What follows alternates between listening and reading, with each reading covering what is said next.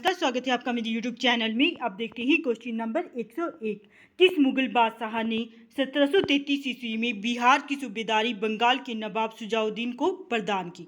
तो इसका सही आंसर है मोहम्मद शाह रंगीला ने। Question number 102। बंगाल के किस नवाब ने यूरोपीय लोगों की तुलना मधुमक्खी की छत्ते से की, जिसे यदि न छेड़ा जाए तो शहद देगी, पर यदि छत्ते के साथ छेड़छाड़ की गई तो मधुमक्खियां काट काट कर प्राण ले सकती है? अलीवर्दी खान ने। Question number 103। अंग्रेजों द्वारा कलकत्ता तथा फ्रांसीसियों द्वारा चंद्रनगर की किलेबंदी सुदृढ़ करने का विरोध करती बंगाल की किस नवाब ने कहा, तुम व्यापारी हो, तुम्हें किले का क्या करना, मेरे संरक्षण में रहते हुए तुम्हें शत्रुओं का कोई भय नहीं? तो इसका सही आंसर है अलीवर्दी खान। Question number 104। बंगाल का वह नवाब कौन था जो जानता था कि वह अंग्रेजों को बंगाल की भूमि से निकाल बाहर कर सकता है, किंतु ऐसी स्थिति में उसकी ही शब्दों में समुद्र में आग लग जाएगी? तो इसका सही आंसर है अलीवर्दी खान। Question number 105। बंगाल के किस नवाब ने अपने उत्तराधिकारी को यह सलाह दी, तीनों अंग्रेज, फ्रांसीसी एवं डच को एक साथ निर्बल करने का विचार मत करना। इन तीनों में अंग्रेज सबसे सशक्त है, पहले उसका अंत करना और अन्य तुमको विशेष कष्ट नहीं देंगे। तो वो कहा था अलीवर्दी खान ने। Question number 106। बंगाल के नवाब अलीवर्दी खान का उत्तराधिकारी कौन हुआ? तो इसका सही आंसर है सिराजुद्दौला। Question number 107। बंगाल के नवाब सिराजुद्दौला तथा ब्रिटिश कंपनी के बीच विवाद के कारण थे? तो इसका सही आंसर है 1, 2 एवं 3। अंग्रेजों द्वारा कलकत्ते की किलेबंदी, अंग्रेजों द्वारा दस्तक का दुरुपयोग, भगोड़े कृष्ण वल्लभ को कलकत्ता में अंग्रेजों द्वारा शरण देना। Question number 108। सूची 1 को सूची 2 के साथ सुमेलित करें। इसका आंसर जो है ऑप्शन ए सही है।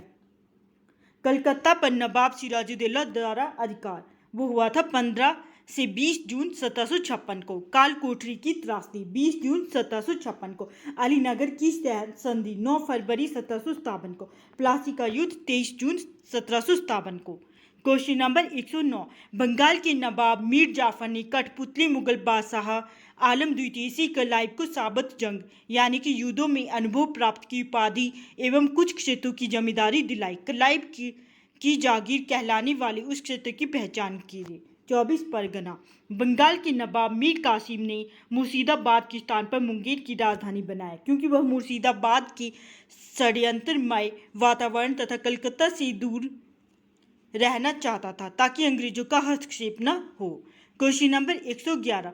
बंगाल के किस नवाब ने ब्रिटिश कंपनी के गवर्नर को लिखा, आपके भद्र पुरुष इस प्रकार व्यवहार करते हैं, वे समस्त देश में गड़बड़ी फैलाते हैं, लोगों को लूटते हैं तथा मेरे अधिकारियों का अनादर करते हैं तथा उन्हें शारीरिक यातना देते हैं? ये कहा था मीर कासिम ने। Question number 112। बंगाल के किस नवाब ने 2 वर्षों के लिए सभी व्यापारियों के लिए समस्त व्यापारिक करों एवं चुंगियों को खत्म कर एक बड़ा असाधारण कदम उठाया था? Mir Qasim. Question number 113। Clive एवं मुगल बादशाह शाह आलम द्वितीय के बीच हुए इलाहाबाद की प्रथम संधि जो हुई थी 12 अगस्त 1765 के संदर्भ में इन कथनों पर विचार कीजिए। 1, 2 एवं 3।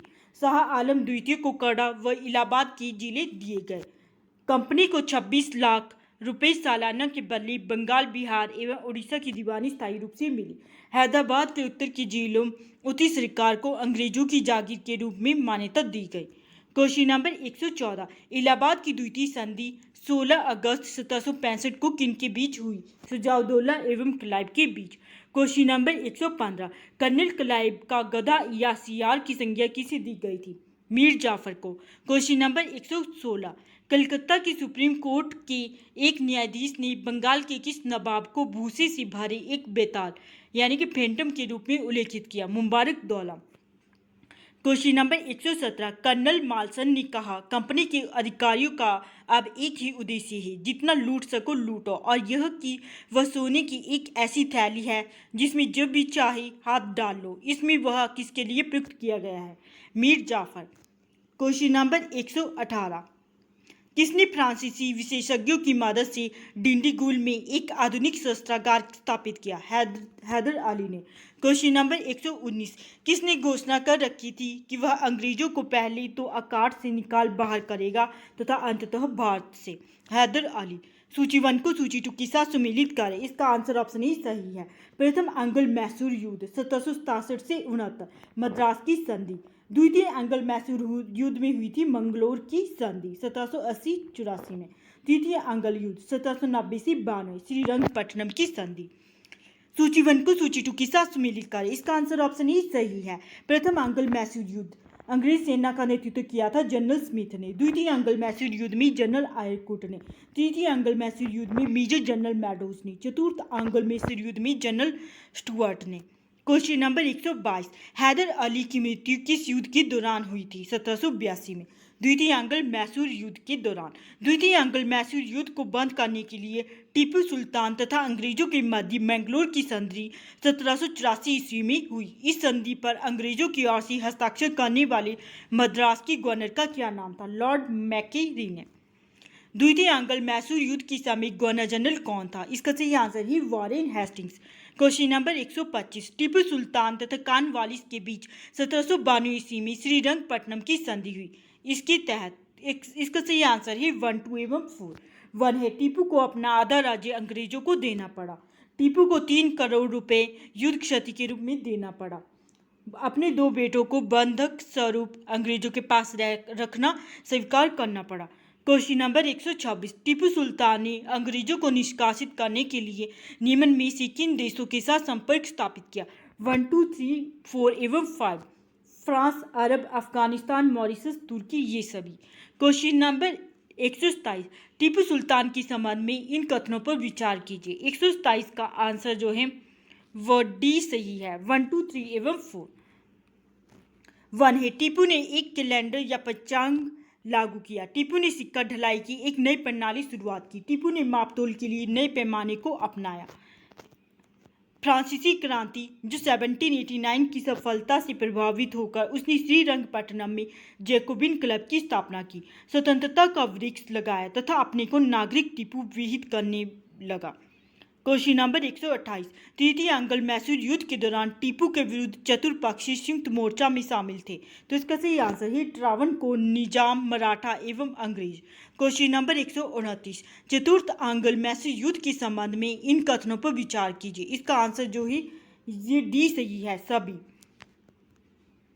इस युद्ध के दौरान टीपू सुल्तान की मृत्यु हुई। इस युद्ध में अंग्रेजों की पूर्ण विजय हुई। मैसूर के अधिकांश प्रदेशों का अंग्रेजी राज्य में विलय कर लिया गया।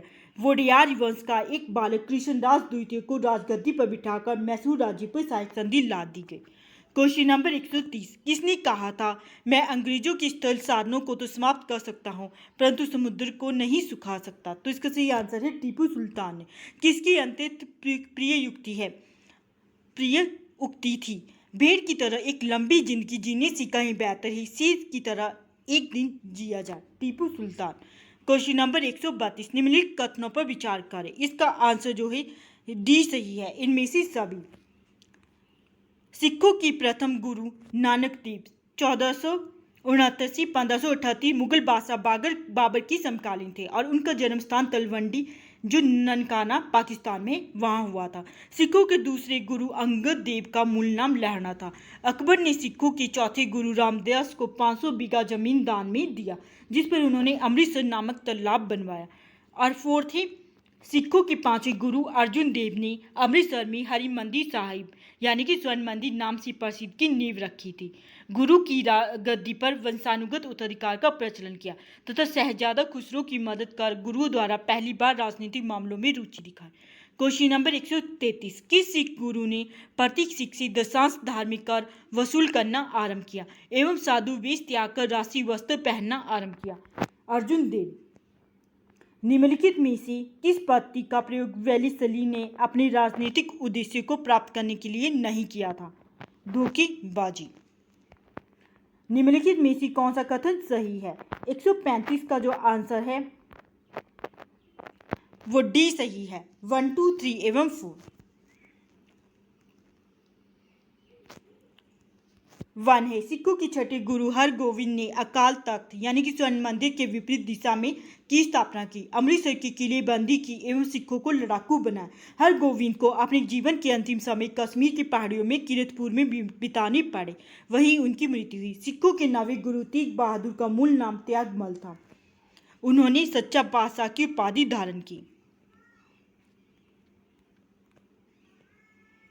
मुगल बादशाह औरंगजेब ने तेग बहादुर की हत्या करवाई थी। उनके सही स्थल पर शीशगंज गुरुद्वारा बनाया गया जो कि दिल्ली में है। किस सिख गुरु ने कहा था, सरदार सीधे सार न दाद, मैंने सिर कटवा दिया लेकिन अपना रहस्य नहीं बताया? तेग बहादुर। क्वेश्चन नंबर 137, किस सिख गुरु को बाकला द बाबा यानी कि बाकला की बाबा कहा जाता है? तेग बहादुर। सिखों के 10वें एवं अंतिम गुरु गोविंद सिंह के संबंध में क्या सही है? 1, 2, 3 एवं 4। उन्होंने बचपन के 9 वर्ष पटना में बिताए। मकोवल आनंदपुर में उन्हें गुरु निर्वाचित किया गया। उन्होंने 1699 ईस्वी में खालसा का आदेश जारी किया। उन्होंने पाहुल प्रथा यानी कि जाति बंधन तोड़ने हेतु एक ही कटोरी में सामूहिक अमृत पान एवं प्रसाद ग्रहण करने की प्रथा का आरंभ किया था। क्वेश्चन नंबर 139, गुरु गोविंद सिंह की रचना है? 1, 2, 3 एवं 4। दसम ग्रंथ, चंडी चरित्र, विचित्र नाटक, जफरनामा। किसने मुखलसीपुर में लोहागढ़ नामक मजबूत किला बनाया? वो बनाया था बंदा बहादुर यानी कि वीर बंदा बैरागी ने। किस मुगल बादशाह के आदेश में बंदा बहादुर की हत्या कर दी गई? फर्रुखसियर। सैनिक संगठन खालसा दल की स्थापना किसने की? कपूर सिंह ने। रणजीत सिंह 1792 से 1839 ने अपने शासनकाल में अनेक विजयी युद्ध लड़े। उनके द्वारा विजित स्थलों को कालक्रमानुसार सजाए: लाहौर, अमृतसर, कांगड़ा, कश्मीर। रणजीत सिंह ने किस स्थान पर अधिकार करने के बाद महाराजा की उपाधि धारण की? लाहौर। रणजीत सिंह को किस विजय अभियान के फलस्वरूप जमजमा नामक तोप की प्राप्ति हुई? अमृतसर विजय अभियान के दौरान। रणजीत सिंह ने किस मिसल से लाहौर एवं अमृतसर छीने? भंगी। सूची 1 को सूची 2 के साथ सुमेलित करें। 147 का आंसर है ऑप्शन ए। अमृतसर की संधि लॉर्ड मिंटो 1809 में हुई थी। रोपड़ की संधि 1831 में विलियम बेंटिंग। त्रिपक्षीय संधि 1836 में लॉर्ड ऑकलैंड व सासूजा के दौरान।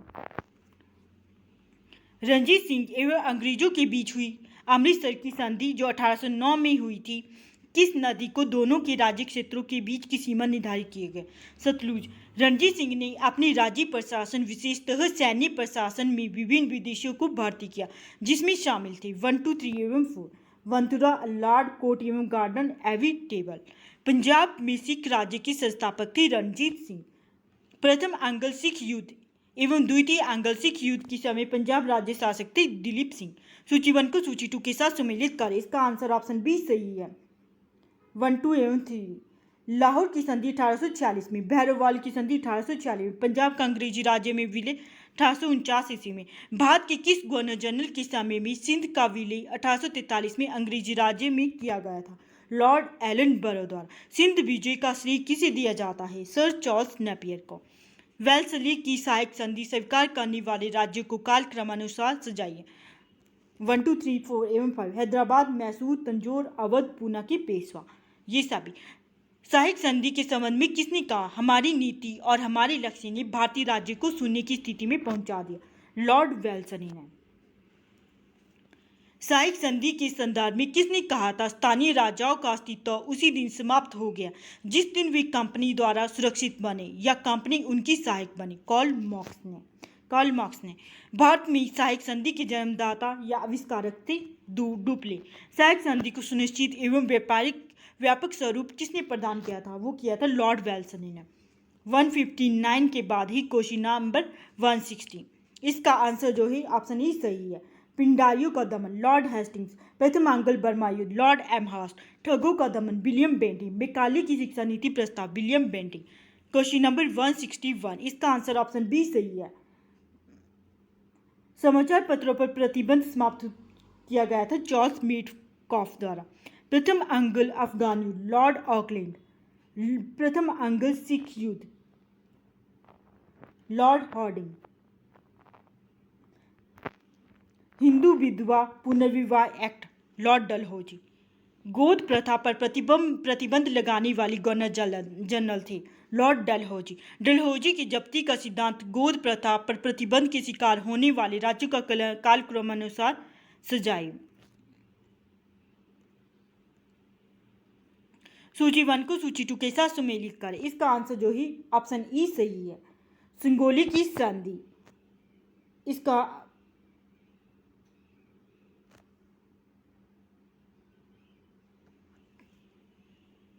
संगोली की संधि हुई थी 1816 ईस्वी में।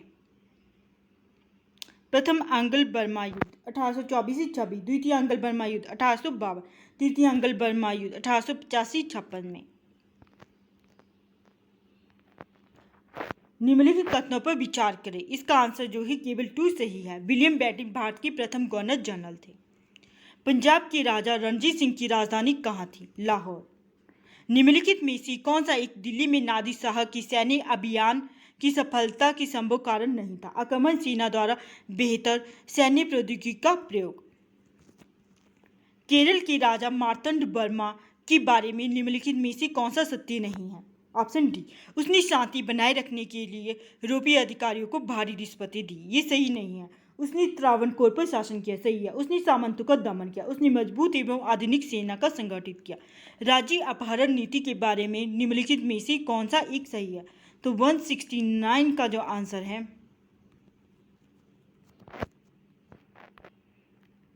वो ऑप्शन डी सही है। इसने भारतीय राज्य का सम्मेलन अनिवार्य बना दिया यदि उत्तराधिकारी को गोद लिया जाना ब्रिटिश प्राधिकारी द्वारा अनुमोदित नहीं हुआ। प्रथम आंग्ल मैसूर युद्ध जो हुआ था 1767-69 में, कौन विजयी हुआ? हैदर अली। प्लासी का युद्ध के समय बंगाल का नवाब कौन था? सिराजुद्दौला।